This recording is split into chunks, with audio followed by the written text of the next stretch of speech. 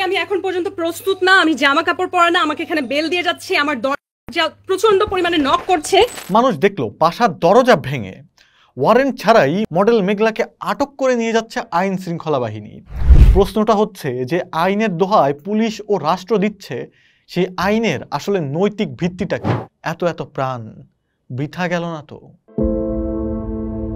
9 তারিখ রাতে মডেল মেঘলা আলমের ফেসবুক লাইভে ফ্যাসিবাদী আমলের এক পরিচিত দৃশ্যের পুনরাবৃত্তি দেখলো বাংলাদেশের জনগণ। মানুষ দেখলো বাসার দরজা ভেঙে ওয়ারেন্ট ছাড়াই মডেল মেঘলাকে আটক করে নিয়ে যাচ্ছে আইন শৃঙ্খলা বাহিনী। প্রায় একই দৃশ্য কয়েক বছর আগে দেখা গিয়েছিল চলচ্চিত্র নায়িকা পরিমণির বাসায়। পরিমণি বা মেঘলাকে নিয়ে আপনাদের পার্সোনাল অপিনিয়ন থাকতেই পারে, কিন্তু যেই প্রসেসে তাদের তুলে নেওয়া হয় সেই প্রসেসটাকে আপনারা আসলে কি বলবেন? ফেসবুক লাইভেই দেখলাম আইন শৃঙ্খলা বাহিনী তাকে তুলে নিয়ে যাচ্ছে, পরে ফেসবুক লাইভটাও ডিলিট হয়ে গেল। আইন অনুযায়ী কোনো ব্যক্তিকে আটক করা হলে 24 ঘন্টার মধ্যে তাকে আদালতে হাজির করার বিধান আছে, কিন্তু মেঘলার ক্ষেত্রে তাকে আদালতেও দেখা গেল না, সংশ্লিষ্ট থানায়ও তাকে পাওয়া গেল না। থানা থেকে জানা গেল মেঘলাকে নিয়ে যাওয়া হয়েছে ডিবি কার্যালয়ে, সেখান থেকেও তেমন রেসপন্স পাওয়া গেল না। বরং তুলে নেয়ার 25 ঘন্টা পর 10 এপ্রিল রাত 10টার দিকে ঢাকার চিফ মেট্রোপলিটন ম্যাজিস্ট্রেট আদালত বিশেষ ক্ষমতা আইনে তাকে 30 দিনের আটক আদেশ দেন। তাকে কারাগারে পাঠানো হয় পুলিশের আবেদনের পরিপ্রেক্ষিতে। কিন্তু কি আছে এই বিশেষ ক্ষমতা আইনে? 1974 সালের বিশেষ ক্ষমতা আইনের 3 ধারা অনুযায়ী ক্ষতিকর কাজ থেকে নিবৃত্ত করার জন্য সরকার যে কোনো ব্যক্তিকে আটক করার আদেশ দিতে পারবেন। আবার এই আইনের 3-2 ধারা অনুযায়ী জেলা ম্যাজিস্ট্রেট বা অতিরিক্ত জেলা ম্যাজিস্ট্রেট যদি সন্তুষ্ট হন যে এই আইনের নির্দিষ্ট ধারায় ক্ষতিকর অপরাধমূলক কর্মকাণ্ডে কেউ জড়িত, তাহলে ওই ব্যক্তিকে আটক রাখার আদেশ দিতে পারবেন। বিশেষ ক্ষমতা আইনে যেসব ক্ষতিকর কাজের সাথে যুক্ত থাকা ব্যক্তিকে আটক আদেশ দেওয়া যায় সেগুলো হচ্ছে বাংলাদেশের সার্বভৌমত্ব বা প্রতিরক্ষার ক্ষতি করা, বাংলাদেশের সঙ্গে বিদেশি রাষ্ট্রের বন্ধুত্বপূর্ণ সম্পর্ক সংরক্ষণের ক্ষতি করা, বাংলাদেশের নিরাপত্তা বা জননিরাপত্তা বা জনশৃঙ্খলার ক্ষতি করা, বিভিন্ন সম্প্রদায় শ্রেণী বা গোষ্ঠীর মধ্যে শত্রুতা, ঘৃণাবোধ বা উত্তেজনা সৃষ্টি করতে, উশৃঙ্খলা সৃষ্টি করতে হস্তক্ষেপ করা বা উত্তেজনা ছড়ানো।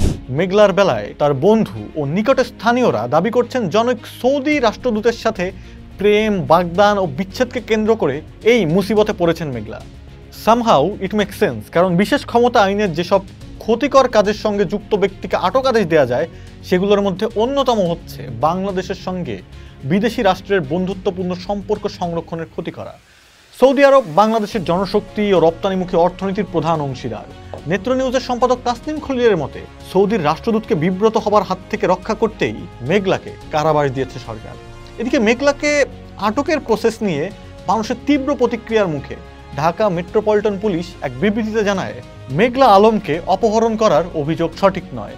রাষ্ট্রীয় নিরাপত্তা বিঘ্নিত করা, গুরুত্বপূর্ণ ব্যক্তি সম্পর্কে মিথ্যাচার ছড়ানোর মাধ্যমে আন্তঃরাষ্ট্রীয় সম্পর্কের অবনতির অপচেষ্টা করা এবং দেশকে অর্থনৈতিকভাবে ক্ষতিগ্রস্ত করার ষড়যন্ত্রে লিপ্ত থাকার অভিযোগে মেঘলা আলমকে সকল আইনি প্রক্রিয়া অনুসরণ করে নিরাপত্তার হেফাজতে রাখা হয়েছে। তাকে অপহরণ করার অভিযোগ সঠিক নয়, তথাপি আইনের আশ্রয় নেওয়ার অধিকার তার রয়েছে। টেকনিক্যালি ডিএমপি ভুল কিছু বলেনি, কিন্তু প্রশ্নটা হচ্ছে যে আইনের দোহায় পুলিশ ও রাষ্ট্র দিচ্ছে, সেই আইনের আসলে নৈতিক ভিত্তিটা কি? 1974 সালে শেখ মুজিবের প্রশাসনের তৈরি এই আইন শুরু থেকেই বিতর্কিত ও নিন্দিত।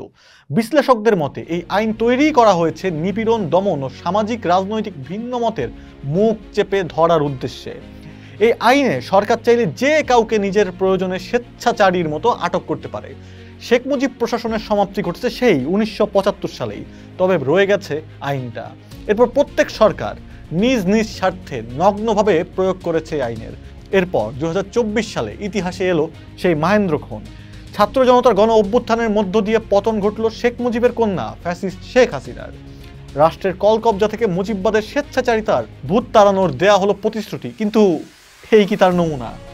মুজিবের তৈরি স্বেচ্ছাচারে আইন দিয়ে কোনো নির্দিষ্ট অভিযোগ ছাড়াই রাষ্ট্র তুলে নিচ্ছে নিজের নাগরিককে। তুলে নেওয়া নাগরিককে পাওয়া যাচ্ছে না থানায়, পাওয়া যাচ্ছে না আদালতে, জানা যাচ্ছে আটক নাগরিক রয়েছে ডিবি কার্যালয়ে। এই ডিবি কার্যালয়ে তুলে নেওয়ার ঘটনা আসলে কিসের বার্তা দেয়?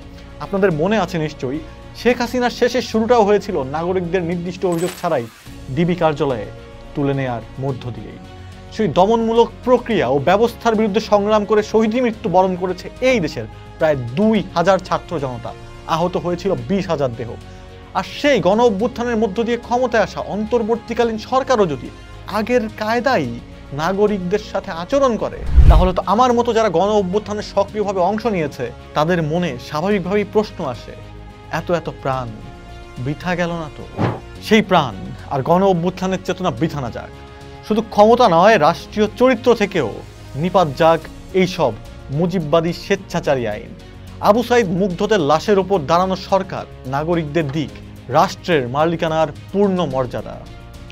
পোস্ট দেখুন, করুন, ভাবুন, থাকুন পোস্টের সাথে।